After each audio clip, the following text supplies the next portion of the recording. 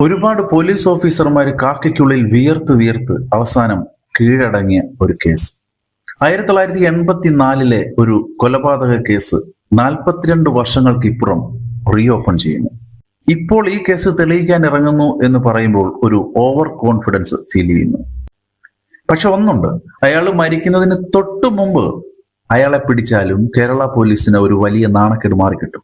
ഇതിപ്പോ എവിടൊക്കെയോ ആരൊക്കെയോ കണ്ടു എന്ന് പറയുന്നതിന്റെ പിന്നാലെ പോയാൽ സർക്കാരിന് കുറച്ചുകൂടെ കാശ് ചെലവാകുമെന്നല്ലാതെ മറ്റു പ്രയോജനം ഉണ്ടോയെന്ന് തോന്നുന്നില്ല. അന്തരീക്ഷത്തിൽ നിന്ന് ആപ്പിൾ എടുക്കുന്ന സ്വാമിമാരെ പോലെയും മാജിക്കുകാരെ പോലെയും അനന്തതയിൽ നിന്ന് കുറുപ്പിനെ പിടിക്കുവാനുള്ള ശ്രമത്തിലാണ് കേരള പോലീസ്.